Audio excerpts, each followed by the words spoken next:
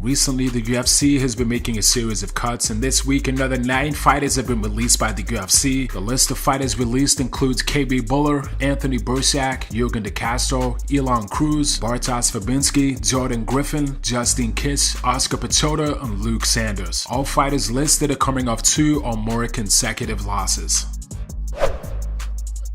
In a recent interview with ESPN, Dana White confirmed that Derek Lewis will be next to fight Francis Ngannou for the heavyweight title. Dana also suggested that Jon Jones could possibly fight Stipe Miocic for his heavyweight debut. Talking about Stipe Miocic, Dana went on to say he is the heavyweight GOAT. The guy's put in the work and done all the things you need to do to be the heavyweight GOAT. He is, that's a fact, and I don't know, we'll see what's next. I like that he's fired up and wants to fight again. He went on to say, but yeah, I mean, listen, we can do Jon and Stipe too. Last night, Jon Jones responded to Dana's comments and said he is not interested in fighting Stipe Miocic for his heavyweight debut. On Twitter, Jon wrote, "Don't get excited, people. I'm not fighting Stipe. I'm not here to fight Stipe, but I will defend my belt against him, no problem. I'm looking for the biggest draw and I'm willing to win. 33 years old and a better athlete right now than I've ever been before. I'm just gonna keep training my ass off." He also added, "I'm sick of hearing the same shit. You're not a big enough star, you don't bring in enough pay-per-view. I'm ready to fight fights that will bring in the pay-per-view. The world wants to see some black on black crime right now and I'm ready to give it to them. LOL." A short time after, Jon deleted the tweets. I'd walk 1,000 miles if I...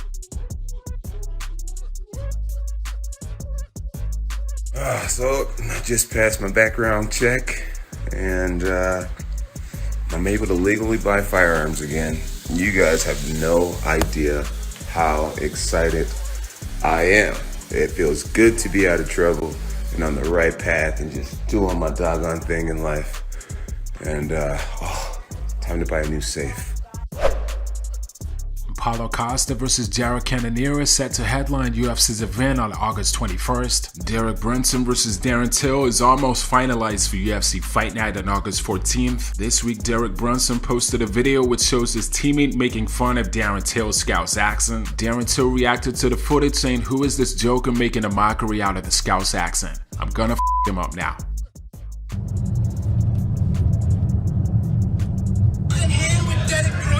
I don't give a f about anyone. I'll f***ing fight you, laddie. I'll fight anyone in here, mate.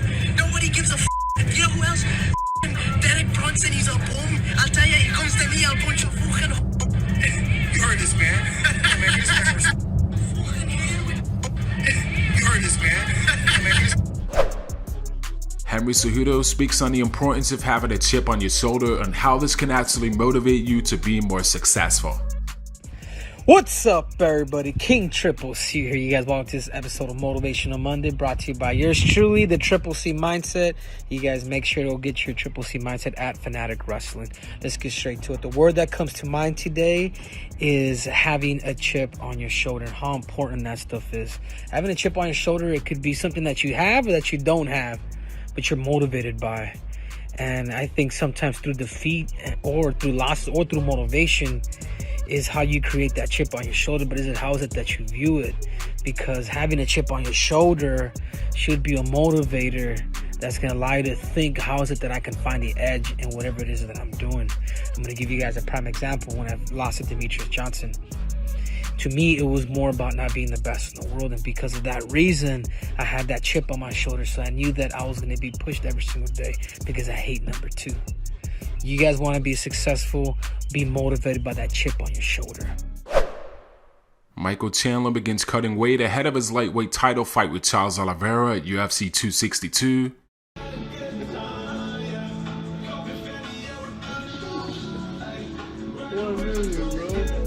The squat. Charles Oliveira gonna beat Charles Oliveira, gonna finish Charles Oliveira, get the UFC belt around my waist. See you.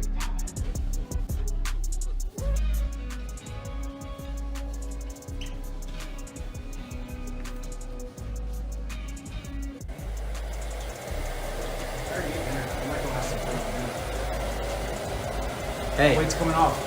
Me and Sean weigh the same. Yeah. How much? What we get?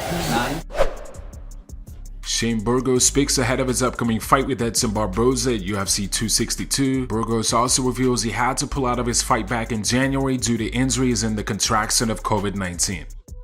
I had some injuries, and that COVID really f***ed me up. How did the COVID impact you? I mean, because it's like different for everybody, right? We're all still trying to figure out. It's weird how it is different for everybody. Because I have a friend that has one kidney, and he got it, and he had to be hospitalized, but because he was dehydrated, not because he was sick. He was out a day after, and he was fine. I'm like, dude, how did you get it for basically 2 days? I had it for 10 days full. First day was really bad, exhaustedly tired, and just felt like absolute crap. Then the rest of the days after that, I was just lethargic the entire time. It was just so frustrating. I was like, and at that point I had to fight, and I was like, I'm literally starting this fight off with COVID. I'm like, this is so frustrating right now. After that, I mean, you come off a loss, you don't know what you're going to get offered, you don't know what you're going to get, but to get a name like Edson Barboza right off of a loss, dude, I feel like this is the biggest fight of my career, honestly. Yeah. Where do you evaluate him, right? Because he had some setbacks, but he's still obviously incredibly dangerous, right? He's a guy that I guess you're going to get hurt a little bit when you go in there. And I embrace it. I'm not scared of it at all. He's one of those guys that I know I'm going to be seeing his highlight reel. I mean, I've been seeing his highlight reel since I was in high school, but for the next couple of days, since when Edson's fighting, they like to put that spinning hook kick of Terry Edom during fight week, so I know I'm going to be seeing that. But it's similar to when I fought Emmett. They just kept replaying Emmett knockouts, and I'm just like, all right, that's good, that's okay. But it's good because it keeps that little bit of fear, that little bit of those nerves, and you need those. It's one of those fights that you run it 100 times, it's going to be exciting every single time. There's just no possible way that this fight could be boring.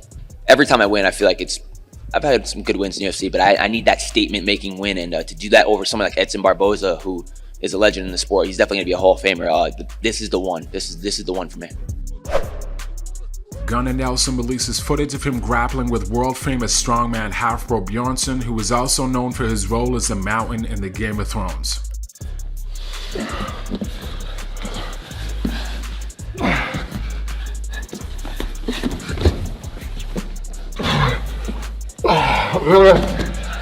Well, that was interesting.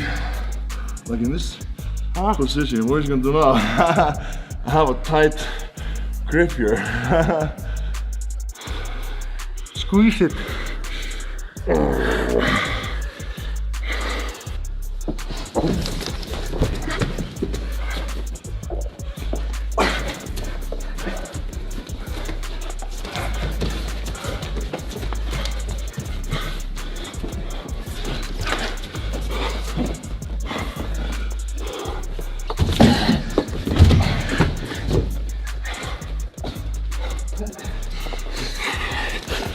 Would you?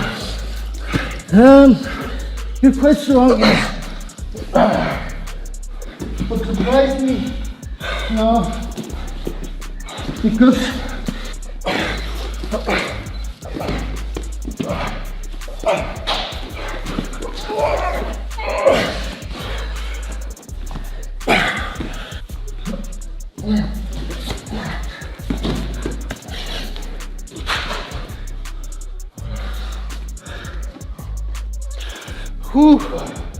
Thank you so much for watching, guys. If you enjoyed the content, please like the video and don't forget to subscribe for daily MMA and combat sports news.